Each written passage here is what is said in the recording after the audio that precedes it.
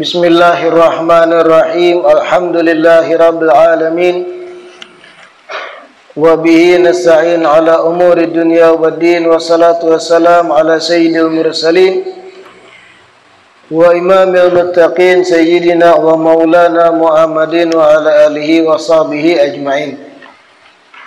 Allahumma salli wa sallim ala sayyidina Muhammad Miftah babi rahmatillah adada ma fi ilmillah salatan wa salaman daimaini bidawami mulkillah wa ala alihi wa sahbihi wa man wala wa la hawla wa la quwwata illa billah. Alhamdulillah, segala puji kembali dan selalu terhatur kehadirat Allah yang masih memanjangkan umur kita seberataan sehingga diperjumpakan lagi di majelis ilmu yang selalu kita berharap, bercita-cita mudah-mudahan membawa kita pada kebaikan-kebaikan dunia dan akhirat. Amin ya rabbal alamin. An Sahal bin Sa'ad radhiyallahu anhuma an Rasulillah sallallahu alaihi wa ala alihi wa sahbihi wa sallam annahu qala inna fil jannati baban yuqalu lahu ar-rayyanu yadkhulu minhu as-sa'imuna yawmal qiyamati la yadkhulu minhu ahadun ghairuhum yuqalu aina as-sa'imuna fayaqumun la yadkhulu minhu ghairuhum fa idza dakhalu ughliqa falam yadkhul minhu ahadun. Rawahu Bukhari wa Muslim.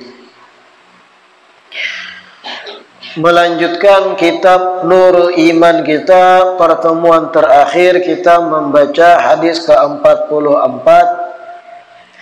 Hari ini masuk pada hadis yang ke-45, Al-Khamis wal Arba'un, diriwayatkan dari sahabat Nabi Sahal bin Sa'ad radhiyallahu anhuma dari Rasulullah sallallahu alaihi wasallam annahu qala, bahwasanya Rasulullah bersabda, inna fil jannati baban yuqalu lahu ar-rayyan, sesungguhnya di dalam sorga itu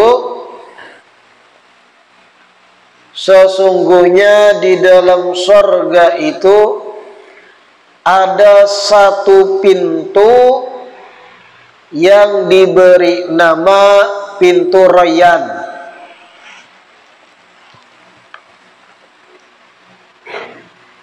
Sesungguhnya di dalam sorga itu ada satu pintu yang diberi nama pintu Rayyan. Yadkhulu minhu as-saimun yaumal qiyamah la yadkhulu minhu ahadun ghairuhum, yang mana orang-orang yang ahli berpuasa akan masuk surga melewati pintu tersebut hari kiamat. Yang mana orang-orang ahli dalam berpuasa akan masuk ke dalam surga melalui pintu tersebut yaumal qiyamati, hari kiamat. La yadkhulu minhu ahadun ghairuhum, tidak ada orang selain yang ahli berpuasa masuk surga melalui pintu Rayyan tersebut. Tidak ada orang yang masuk surga melalui pintu Rayyan tersebut kecuali ahli berpuasa.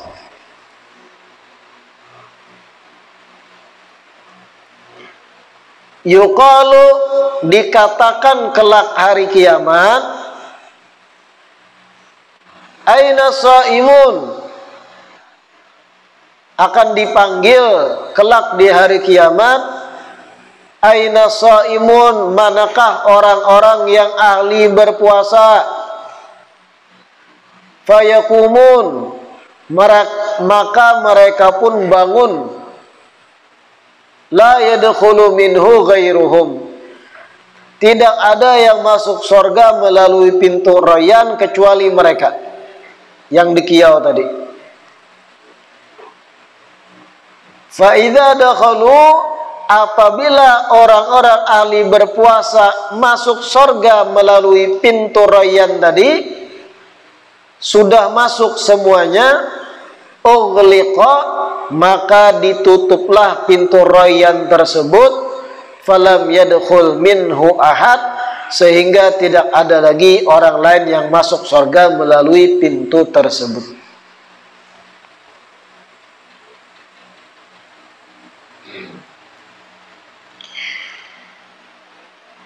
Hadis ke-45 ini Rasulullah sallallahu alaihi wasallam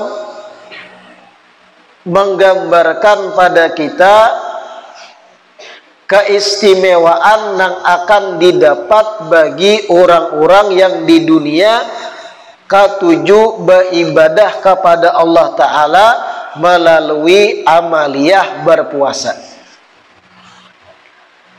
Keutamaan orang-orang Islam yang ketika di dunia ketujuh bertaqarrub, mendekatkan diri pada Allah dengan perantara ibadah puasa. Artinya bukan terbatas puasa yang fardu aja yang dimaksud di sini. Orang yang ahli berpuasa di sini yang juga ia berpuasa di luar yang fardu. Puasa-puasa sunnah digawinya. Puasa-puasa yang dianjurkan digawinya. Puasa-puasa yang terulang kesunahannya per tahun digawinya. Puasa Arafah, puasa hari Tarwiyah 8 Dzulhijjah, puasa 10 Muharram, puasa separuh Sya'ban, puasa-puasa yang kesunahannya tatakarrar bitakarruri sinin, terulang dengan terulangnya tahun digawinya yang sunnah-sunnah. Kesunahannya terulang saben tahun. Ada juga puasa yang terulang kesunahannya dengan terulangnya bulan. Tatakarraru sunniyatuhu bitakarruri asyuhur. Terulang kesunahannya dengan terulang bulan. Apa contohnya? Puasa putih, Ayyamil Bid, yaitu puasa 13, 14, 15 di tengah bulan. Itu saban bulan terulang kesunahannya.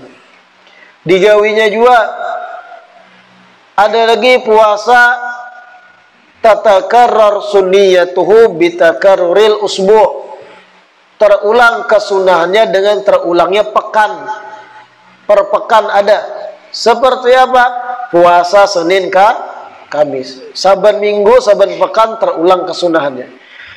Orang yang ahli berpuasa digawinya seberatan ini. Bukan hanya yang fardu. Yang fardu sudah wajib, sudah pokok harus digawi. Tambahinya puasa sunnah banyak. Ketujuhnya mendekatkan diri pada Allah dengan berpuasa. Lakian dan binian. Bukan cuma dibatasi lakian aja yang dapat fadilat hadis 45. Binian juga. Tapi ingat, bebinian yang sudah mempunyai suami untuk menggawi puasa sunnah harus beizin lawan suami. Katakan nih, puasa sunnah itu ibadah, iya kada? Baguskah? Kada baguskah? Bagus, ibadah. Puasa sunnah, yang fardu jangan dikisah, karena pokok rukun Islam. Puasa sunnah itu ibadah, pahala ganal. Tapi untuk perempuan yang sudah punya suami, di dalam aturan syariat, si perempuan sebelum puasa sunnah bepadah lawan laki dulu, beizin. Kenapa begitu? Karena ada hak suami di tubuh wanita. ada hak suami di tubuh wanita. Disebut oleh ulama, kenapa bebinian apabila hendak menggawi puasa sunnah harus beizin laki? Karena siapa tahu sang suami lagi kepengen lawan si istri tadi mengerjakan ibadah lain. Paham aja kalau? Kan usah dirinci ibadahnya. Apabila seorang istri puasa sunnah kemudian loyo kauyuhan karena kada makan kada minum akibat puasa sunnah, tiba-tiba entah di siang itu atau malamnya suami minta alasan kauyuhan dan yang lain, yang dibebani dosa di sini si istri. Malah akan dapat pahala puasa tadi. Ada hak suami di situ. Hak apa? Tamattu. Hak untuk bersenang-senang yang halal dan berpahala. Bepadah lawan laki dulu. Wabahnya ulun esok hendak puasa 9 Dzulhijjah hari Arafah. Kira-kira diizinkan enggak ada? Jangan laki, jangan. Alasan kenaikan malam kulir lah, digawil hamuk lah, dibawai singa lihan kedusah. Jangan puasa. Tapi sebagai suami pian beringat di diri juga. Kalau memang ini puasa ini terulang setahun sekali aja, jangan kada diizinkan. Kada apa-apa dingai pian. Kada apa-apa pian, karena ulun yakin pian kuat aja. Gawe itu. Bolehkah hadis 45 ini tadi fadilat bagi orang yang ahli dalam berpuasa. Sebenarnya pulang dalam Al-Quran puasa ini sudah dikabarkan oleh Allah. Ujar Allah apa? Wa antasumu khairul lakum. Berpuasanya kalian itu baik dan bagus untuk kalian. Dalam hadis ada riwayat jar Nabi, sumu tasihhu. Berpuasalah kalian, tasihhu, niscaya kalian sehat. Karena memang terbukti dalam segi ilmu modern kedokteran, puasa itu berdampak positif untuk awak kita, jasmani kita. Dikosongkannya lambung setengah hari, artinya dari semenjak fajar sampai maghrib, fadilatnya bagus untuk kesehatan awak. Ibarat itu mengistirahatkan pencernaan dari bekerja. Ibarat pencernaan kita nih, lambung, usus, khususnya lambung itu ibarat mesin. Mesin itu amun terus bekerja, lapah. Pian nih, anggap naik mobil mulai Padangin menuju Kalimantan Barat. Wah, itu 2000 kilo lebih itu. 2 hari 2 malam pakai mobil. Kapintaran pakai mobil dia. Kada basatop, jajak terus gas. Terus 2000 kilo tuh kada bampian, kada bematian mesin. Bak ameh, kada bak ameh. Makan kada makan, jajak terus, mati dan situ. Apa yang terjadi pada mesin? Overheat. Atau overheat lah.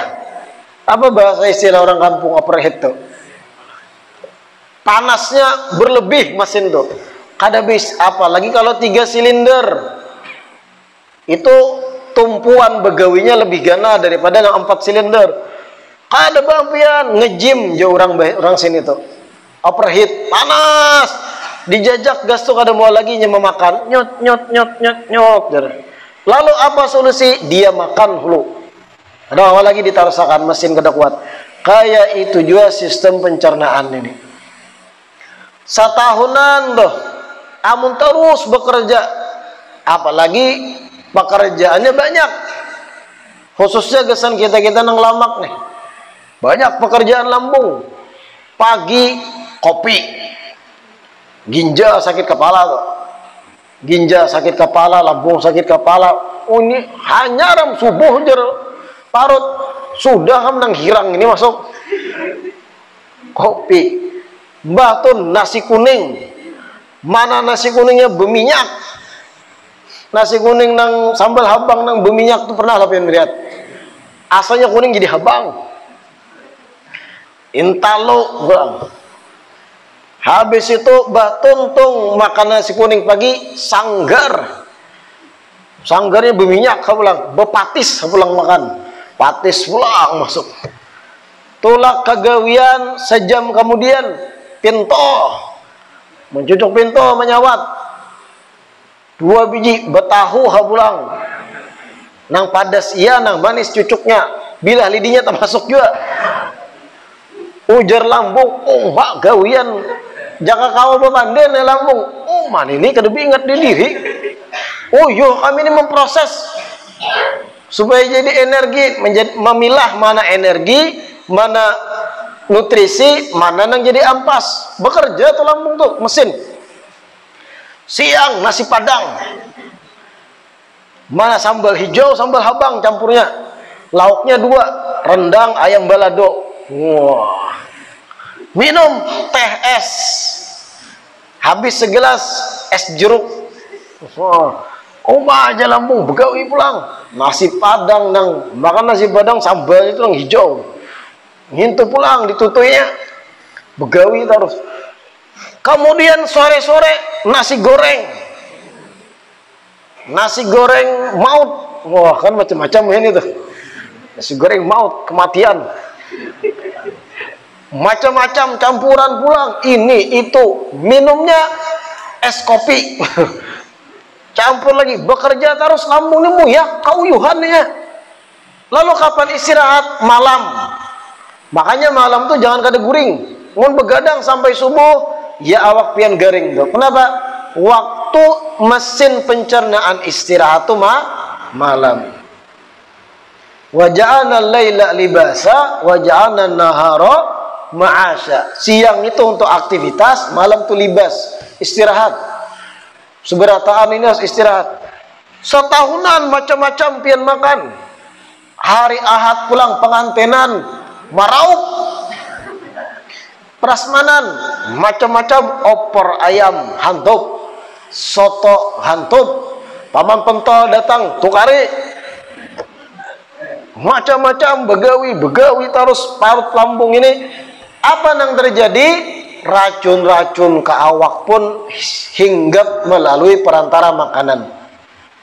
Belum snack-snack, gulaan-gulaan yang itu pakai pengawet, belum lagi buah-buahan yang dikaleng yang itu diawetkan, belum lagi lauk pauk yang bekaleng dimakan juga, dihantuk, macam-macam. Minuman sudahnya aneka macam minuman tadi hantupinya. Lambung ini kauyuhan, racun sangkut ke awak, ini itu. Setahunan gaya itu diwajibkan puasa Ramadan, tiada lain tiada bukan tujuannya mengistirahatkan aktivitas pencernaan yang uyuh tadi. Itu hikmahnya tuh. Nah. Lalu apa? Toksik racun-racun tadi dinetralisir. Lalu berkurang, berhilang, terbakar sebab diistirahatkan sebulanan tiap tengah hari dari setelah fajar sampai maghrib. Lebih-lebih kalau ini ada puasa sunnah di lain hari setelah yang fardu, setelah yang wajib. Makanya ujar Allah, wa antasumu khairul lakum. Berpuasanya kalian itu baik, bagus bagi kalian. Sumu tasihu. Puasalah kalian sehat. Artinya sebenarnya ibadah puasa tuh kalau sudah dapat pahala pasti dia dapat pahala, asal bujur. Asal tadi nang istri itu izin lawan suami. Di samping pahala, fadilat dari segi kesehatan pun dah dahsyat. Luar biasa fadilatnya. Belum lagi berbicara tentang menghemat duit. Nah, orang yang banyak berpuasa, kada banyak pengeluaran. Rokok kada menungkar. Iya paling ada separuh aja pengeluaran. Makan malam aja, lawan sahur. Kecuali makan malam 3 kali. Sama aja bohong. Ekonomi menguntungkan, kesehatan menguntungkan, awak pun nyaman, cigar. Berbalik ke hadis 45, inna bil jannah baban yuqalu lahu ar-rayyan. Di dalam surga Nabi ada satu pintu khusus yang diberi nama ar-rayyan. Pintu surga ada berapa? Kada pernah belajar ya? Abwabul jannah ada berapa? Ada 8.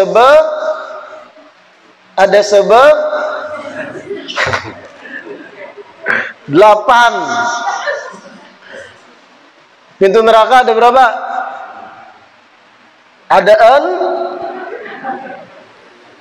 Ada 7. Dari sekian banyak pintu sorga itu ada satu pintu yang diberi nama Rayyan, Nabi. Rayyan. Ada orang diberi ngaran Rayyan. Itu kira-kira nang kuitan tahu arti nama pintu sorga. Bagus ngarani anak Rayyan, pintu sorga. Jangan mengarani anak pakai pintu neraka. Yadkhulu minhu shaimun yaumal qiyamati, yang mana orang-orang yang ahli berpuasa akan masuk ke dalam surga melalui pintu Rayyan itu, jar Nabi. La yadkhulu minhu ahadun ghairuhum. Orang yang kada ahli dalam berpuasa kada bakal masuk surga melalui pintu Rayyan. Bisa ai masuk surga tapi kada lewat pintu Rayyan, pintu yang lain. Ini pintu Rayyan, babul jannah yang bernama Rayyan, khusus gesan mereka yang ahli ibadah berpuasa di dunia. Bahkan diulang 2 kali Nabi menyebut la yadkhulu minhu ahadun ghairuhum. Kemudian lagi jar Nabi di bawahnya la yadkhulu minhu ghairuhum. Kada ada yang masuk surga lewat pintu Rayyan ini kecuali yang memang ahli berpuasa. Itu aja. Fa idza dakhalu, kalau mereka tuh sudah masuk berataan yang ahli puasa tadi, masuk surga berataan lewat pintu Rayyan, ughliqa, ditutup seketika itu pintu Rayyan. Kada dibuka lagi. Jika sudah nang ahli puasa masuk surga berataan lewat situ. Falam yadkhul minhu ahad, maka kada ada lagi nang akan masuk surga via atau lewat daripada pintu Rayyan. Pintu lain bisa. Karena pintu Rayyan khusus akses masuk surga gesan as-shaimun, orang-orang yang ahli dalam berpuasa.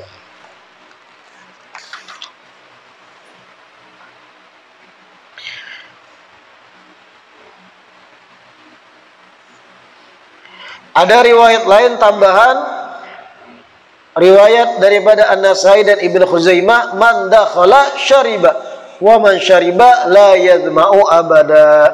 Siapa orang yang masuk pintu Rayyan, ahli puasa tadi, kalau sudah masuk pintu Rayyan, syariba, ini akan merasa hilang dahaganya, nang kayak segar langsung awaknya, minum. Wa man syariba la yadma, dan barang siapa yang sudah masuk pintu Rayyan dan merasa segar badannya, la yadma abada, inya kada bakal haus salawas-lawasan dalam riwayat lain.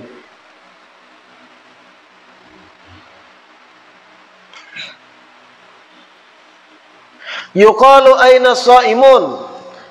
Hari kiamat kena ada panggilan khusus.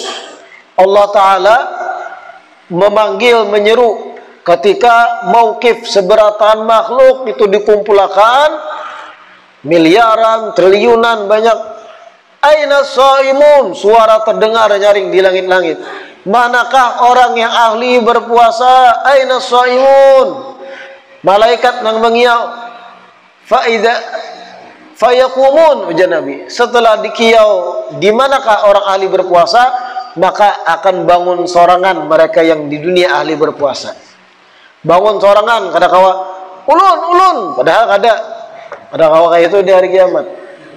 Bukan kita yang mengontrol. Yang memang inya kada kawa baacuk berdusta tuh lah. Ulun suai puasa tapi iyang-iyang. Kada. Fayaqumun, bangun sorangan mereka yang memang dicatat sebagai ahli dalam ibadah puasa. Alladzina yakthiruna shauma. Setelah bangun lalu berbondong-bondong disaksikan oleh yang lain, mereka masuk surga melalui pintu rayyan. Di situ muncul penyesalan, kenapa di dunia aku kada puasa? Kenapa aku di dunia menghukmi pada orang asiknya puasa? Kenapa aku di dunia minum banyu di bak mandi? Padahal orang puasaan aku pura-pura. Wah, penyesalan muncul melihat orang-orang ahli puasa masuk surga melalui pintu istimewa yaitu rayyan tadi. La ilaha illallah.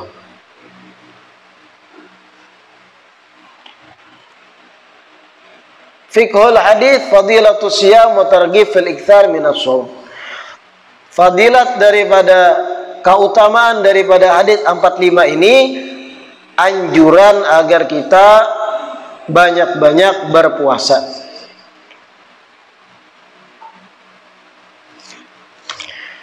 Hadis yang ke-46 kita lanjutkan. An Anas radhiyallahu taala anhu, anin Nabi sallallahu alaihi wa ala alihi wasallam qala inna qadra haudi kama baina Ailah wa San'a min al-Yaman.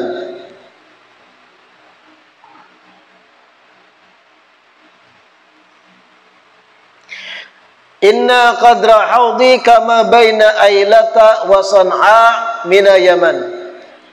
Wa inna fihi min al-abariqi ka'adadi nujumis sama. Rawahu Bukhari wa Muslim.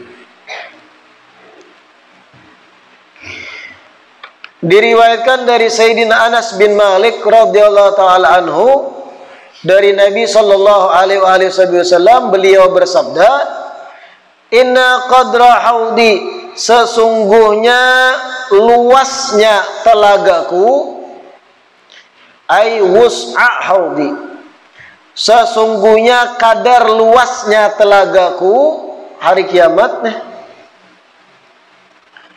Sesungguhnya kadar luasnya telagaku kama baina Ailata wa San'a, seperti jaraknya Ailah dan San'a. Karena dijelaskan apa Ailah apa San'a. Sesungguhnya kadar luasnya telagaku sebagaimana antara jarak Ailah dan San'a. Minal Yaman, San'a yang berasal dari Yaman. Wa inna fihi minal abariq ka'adadi nujumis sama. Dan sesungguhnya di dalam telagaku ada bejana-bejana yang jumlahnya sebagaimana jumlah bintang-bintang di langit. Dan di dalamnya, di dalam telaga Nabi tadi, minal abarik, ada bejana-bejana, wadah-wadah banyu yang jumlahnya seperti jumlah bintang-bintang di langit. Hadis ke-46 ini Rasulullah SAW menjelaskan tentang telaga Haud, telaga Rasul SAW. Telaga Nabi ini tempat yang Allah khususkan gesan Nabi kita Muhammad SAW dan umat beliau yang dipilih oleh beliau yang kawa mendatanginya. Bahkan ada riwayat-riwayat hadis yang banyak tentang ahlul bait Nabi, ujar Nabi, wa huma lan yatafarraqa hatta yarida alayya al-haud. Ahlul baitku dan Al-Quran lan yatafarraqa, tidak akan saling berpisah, hatta yarida alayya al-haud, sampai mereka ini kena datang kepada telagaku hari kiamat. Telaga Nabi itu perkumpulan orang-orang pilihan yang cinta lawan Nabi dan Nabi cinta dengan mereka. Lalu jar Nabi, luasnya telagaku itu seperti Ailah, jarak antara wilayah Ailah dan San'a di negeri Yaman.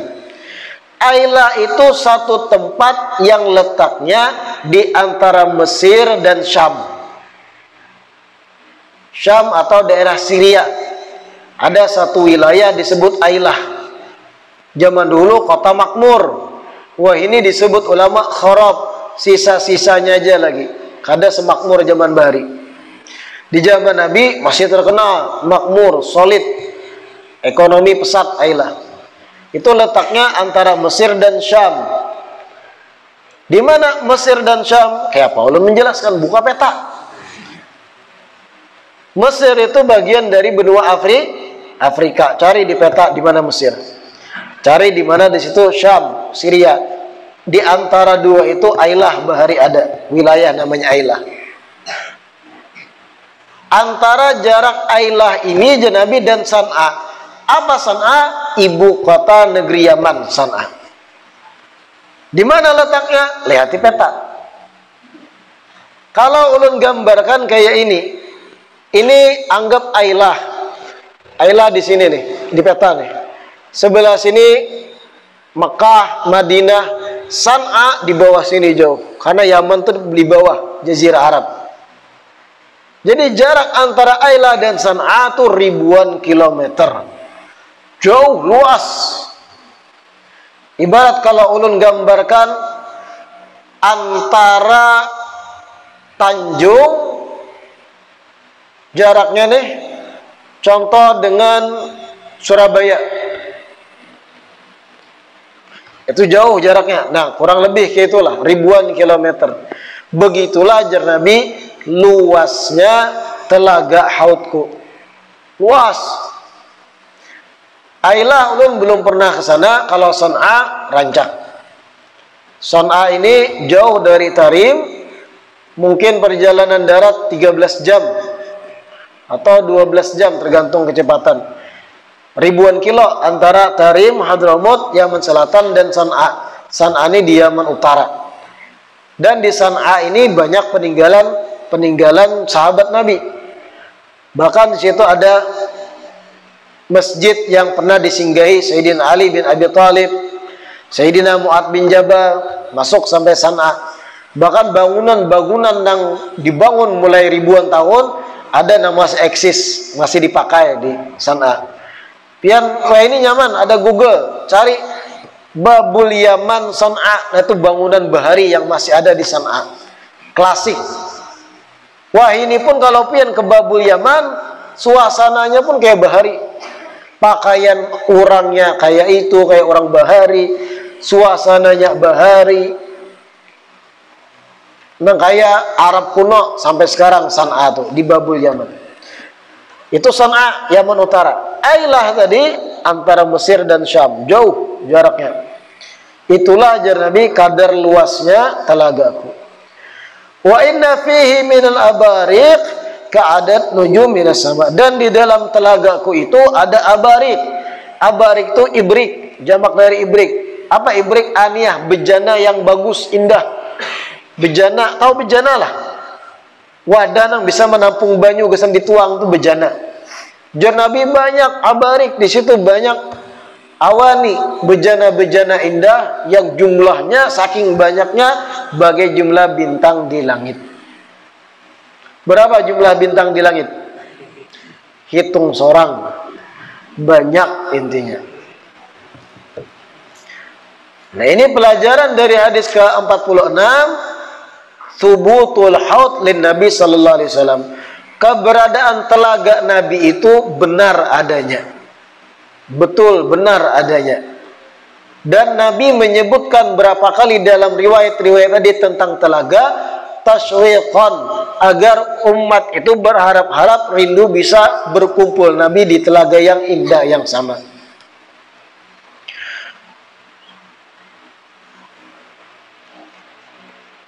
Wallahu a'lam.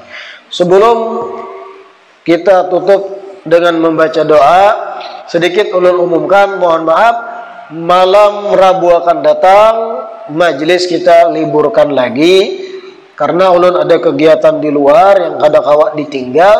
Insyaallah lanjut malam Rabu berikutnya pulang. Jadi satu kali pertemuan yang dihadap kita liburkan, lanjut pada malam Rabu berikutnya. Sebelum kita tutup doa, sedikit membaca tahlil untuk almarhumah Herliani binti Syahwani. Qala Rasulullah sallallahu alaihi wasallam, afdalu ma qultu ana wan nabiyyuna min qabli, la ilaha illallah, la ilaha illallah, la ilaha illallah, la ilaha illallah, la ilaha illallah, la ilaha illallah.